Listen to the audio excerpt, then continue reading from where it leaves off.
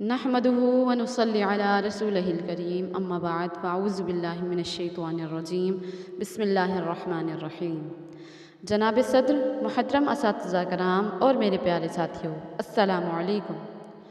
آج مجھے جس موضوع پر تقریر کرنے کا موقع ملا ہے اس کا عنوان ہے حضرت محمد صلی اللہ علیہ وآلہ وسلم بحیثیت حکمران۔ بلغ العلا بکمالہ کشف الدجا بجمالہ حسنت جمیع خصالہ صلو علیہ وآلہ۔ نبی کریم صلی اللہ علیہ وآلہ وسلم کائنات کی سب سے بڑی صاحب کمالات شخصیت ہیں، اور آپ صلی اللہ علیہ وآلہ وسلم کو کمال کی ہر صفت عروج کے اعلیٰ درجے پر عطا ہوئی ہے۔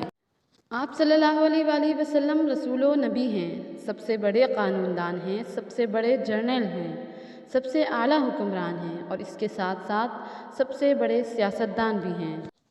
آپ صلی اللہ علیہ وآلہ وسلم صرف ریاست مدینہ ہی کے بانی نہیں تھے، بلکہ تا قیامت اسلام کے زیر نگین آنے والی تمام ریاستوں کے بانی و حاکم تھے۔ اسلامی ریاست کی حاکمیت کا عہدہ عظیم ذمہ داریوں کا متقاضی تھا۔ متنوع الاقسام ذمہ داریوں میں سے ایک اہم ذمہ داری معاشرے میں عدل و انصاف کی ترویج تھی۔ ریاست کے عام طبقات کے ساتھ یکساں قانونی برتاؤ، فیصلوں اور ان میں اعلیٰ و ادنیٰ کی تقسیم کا خاتمہ، اور طاقتور کو قانونی یا حیلی ریلیف دینے کی مکمل حوصلہ شکنی اس مثالی حاکمیت کا بنیادی عنصر تھا۔ چنانچہ اللہ تبارک و تعالیٰ نے آپ صلی اللہ علیہ وآلہ وسلم کے بطور حاکم فرض منصبی ذکر کرتے ہوئے فرمایا، وَإِذَا حَكَمْتُمْ بَيْنَ النَّاسِ أَن تَحْكُمُوا بِالْعَدْلِ، اور آپ جب بھی لوگوں کے درمیان فیصلہ کریں تو عدل کے ساتھ کریں۔ اسی طرح اور جگہ ارشاد باری تعالیٰ ہے، وَأُمِرْتُ لِأَعْدِلَ بَيْنَكُمْ، آپ لوگوں کو بتا دیجئے کہ مجھے تمہارے درمیان عدل کرنے کا حکم دیا گیا ہے۔ ہوں لاکھوں سلام اس نبی پر، بت لاکھوں جس نے توڑ دیے، دنیا کو دیا پیغام سکوں، طوفانوں کے رخ موڑ دیے۔ اس محسن انسانیت نے کیا کچھ نہ دیا انسانوں کو، دستور دیا منشور دیا، کئی راہیں دیں کئی موڑ دیے۔ حضور صلی اللہ علیہ وآلہ وسلم کی سیاست اور آپ صلی اللہ علیہ وآلہ وسلم کے تدبر کا ایک اہم پہلو یہ بھی تھا کہ آپ جن اصولوں کے داعی بن کر اٹھے وہ فرد، معاشرہ اور قوم کی ساری زندگی پر حاوی تھے۔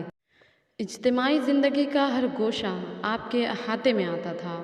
آپ صلی اللہ علیہ وآلہ وسلم نے اپنے کسی اصول کے معاملے میں کبھی کوئی لچک قبول نہیں کی، نہ دشمن کے مقابل میں نہ دوست کے مقابل میں۔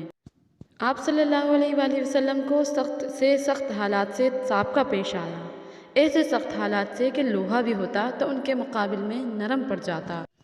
لیکن آپ صلی اللہ علیہ وآلہ وسلم کی پوری زندگی گواہ ہے کہ آپ نے کبھی کسی سختی سے دب کر کسی اصول کے معاملے میں کوئی سمجھوتا گوارا نہیں فرمایا۔ اسی طرح آپ صلی اللہ علیہ وآلہ وسلم کے سامنے پیشکش بھی کی گئی، اور آپ صلی اللہ علیہ وآلہ وسلم کو مختلف قسم کی دینی اور دنیاوی مصلحتیں بھی سمجھانے کی کوشش کی گئی، لیکن کسی قسم کی تدبیریں اور کوششیں بھی آپ صلی اللہ علیہ وآلہ وسلم کے کسی اصول کو بدلوانے میں کامیاب نہ ہو سکیں۔ آپ صلی اللہ علیہ وآلہ وسلم جب اس دنیا سے تشریف لے گئے تو اس حال میں تشریف لے گئے کہ آپ صلی اللہ علیہ وآلہ وسلم کی زبان مبارک سے نکلی ہوئی ہر بات اپنی اپنی جگہ پر پتھر کی لکیر کی طرح ثابت و قائم تھی۔ حضور صلی اللہ علیہ وآلہ وسلم نے ایک پورا نظام زندگی کھڑا کر دیا جو اپنی خصوصیات کے لحاظ سے زمانے کے مذاق اور رجحان سے اتنا بے جوڑ تھا کہ وقت کے مدبرین اور ماہرین سیاست اس انوکھے نظام کے پیش کرنے کے سبب سے حضور صلی اللہ علیہ وآلہ وسلم کو دیوانہ کہتے تھے۔ لیکن حضور صلی اللہ علیہ وآلہ وسلم نے اس نظام زندگی کو عملاً دنیا میں برپا کر کے ثابت کر دیا کہ جو لوگ آپ صلی اللہ علیہ وآلہ وسلم کو دیوانہ کہتے تھے دراصل وہ تو خود دیوانے تھے۔